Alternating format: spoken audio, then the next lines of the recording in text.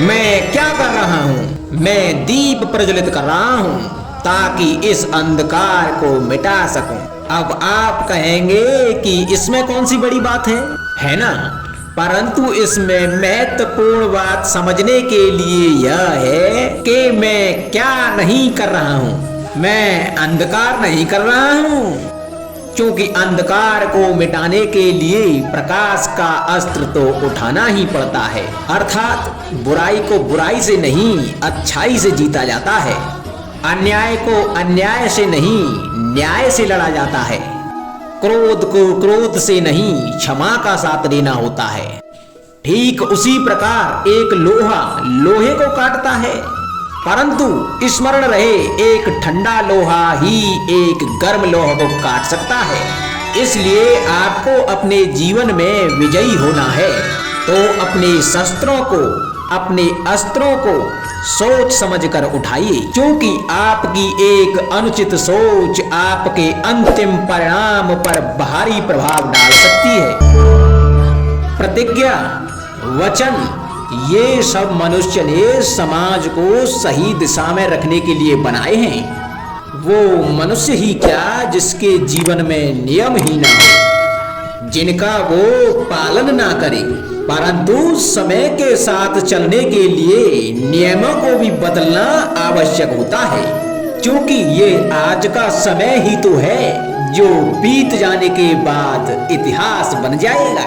यदि आवश्यकता पड़ने पर नियम और प्रतिज्ञा भंग न की जाए, समय की मांग के प्रतिरूप अपनी प्रतिक्रिया न बदली जाए, तो इतिहास हमें कभी क्षमा नहीं करेगा।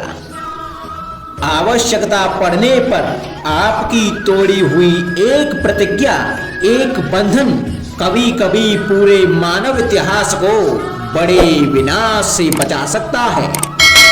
इसलिए नियम, प्रतिज्ञा, वचन कुछ नहीं, कुछ है तो केवल समय, अर्थात जिसके अनुरूप चलने वाला ही सफल हो सकता है। क्या कर रहा हूं मैं? दर्पण में देख रहा हूं। आप लोग भी प्रतिदिन देखते होंगे, परंतु प्रतिदिन अपना मुख देखने के बाद भी उस पर लिखी बड़ी सीख देखना भूल जाते हैं। तो आप कहेंगे कैसी सीख? तो जाइए, फिर से दर्पण के सामने जाइए और दर्पण में अपना मुख खोलकर देखिए, क्या दिखेगा?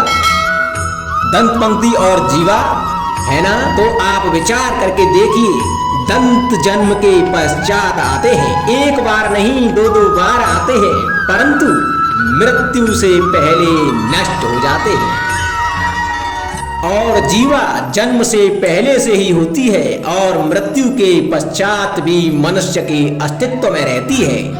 अर्थात दंत कठोर होते हैं और जीवा कोमल लचीली, परंतु दंत नष्ट हो जाते हैं, जीवा नहीं।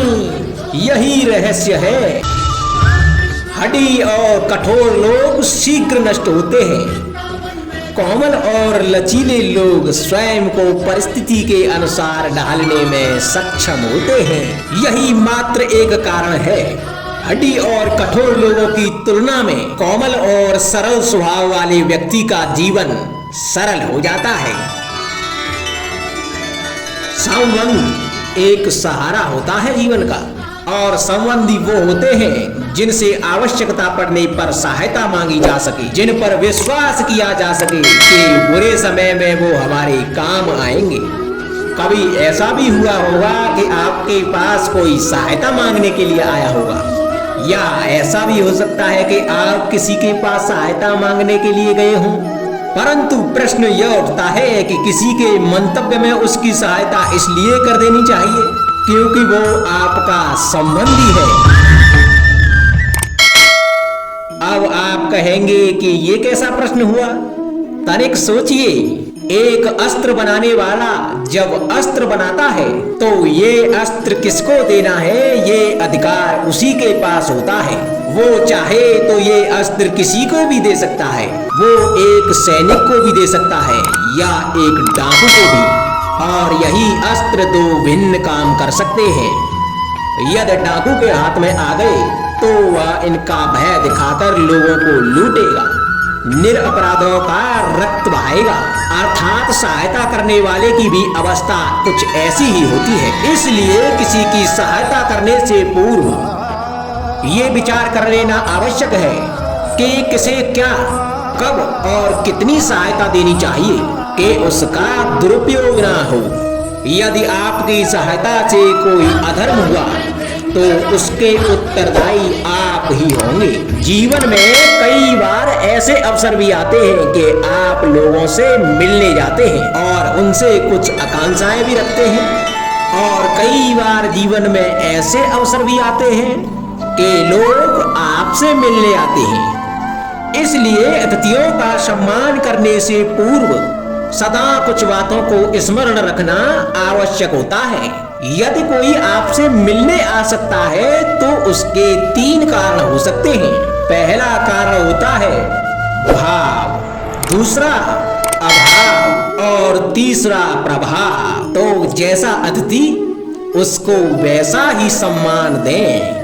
यदि आपके पास कोई भाव से आया तो उसे केवल आपका प्रेम चाहिए, आपका सानिध्य चाहिए, और यदि कोई अभाव में आया तो उसकी उतनी सहायता अवश्य करें कि जितनी आप करने में सक्षम हो, परंतु उतनी भी ना करें कि वो आपकी सहायता का दुरुपयोग कर बैठे। और यदि कोई प्रभाव में आया तो स्वयं पर अभिमान ना करें, क्योंकि जीवन में कभी ना कभी आप भी भाव अभाव प्रभाव के चक्रव्यूह में फंस सकते हैं।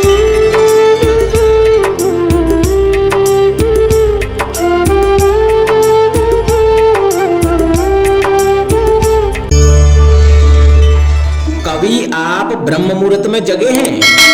जग कर देखिए, संध्या होने के पश्चात जब रात्रि का अंधकार सारे संसार को धीरे धीरे अपने अंधकार में निगलने लगता है, तो यही अंधकार ब्रह्म मुहूर्त में भोर होने से ठीक पूर्व तनिक अधिक काला हो जाता है। कुछ समझे, हमारा जीवन भी कुछ ऐसा ही होता है। जब हमारे जीवन की समस्याएं कठिनाई अपने अंत पर होती हैं, तो यही समस्याएं कठिनाई एक भीषण रूप लेकर हमारे समक्ष खड़ी हो जाती हैं, और ऐसी परिस्थितियों में अधिकतर लोग हार मान जाते हैं, भय खा जाते हैं। परंतु ऐसी स्थिति में आप हार ना माने, भय ना खाएं, दृढ़ रहें, निरंतर आगे बढ़ते रहें। तो प्रकाश के रूप में हमारा स्वागत करने के लिए सूर्य उदय सदा हमारे समक्ष प्रस्तुत रहेगा। आपने बरगद के वृक्ष को देखा है? जितना विशाल उतना दृढ़। पतझड़ में वो सूख जाते हैं परंतु दुर्बल नहीं होते, टूट कर गिरते नहीं।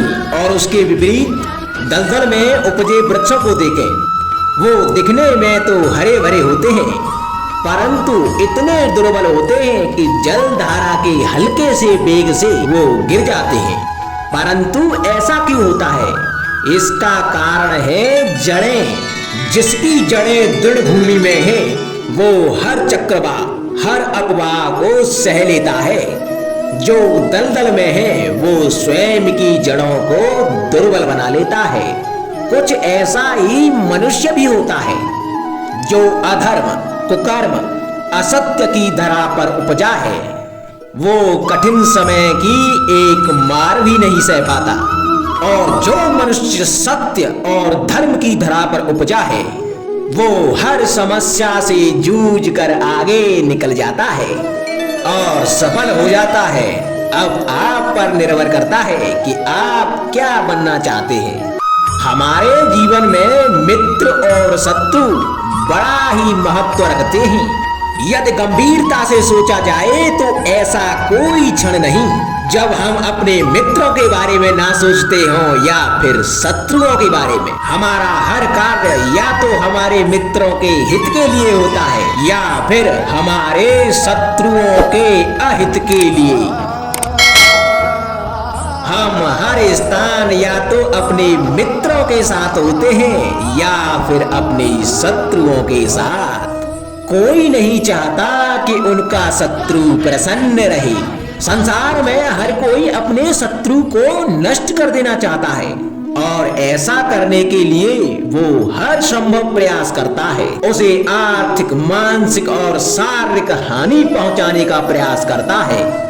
और यदि मैं आपको आज ऐसा मंत्र सिखाऊं जिससे आप अपने शत्रु को सदा के लिए नष्ट कर दे तो, और वो मंत्र है शत्रु को मित्र बनाना। अपने सभी शत्रुओं को अपना मित्र बना लीजिए और आपके सारे शत्रु स्वतः ही समाप्त हो जाएंगे। राधे राधे।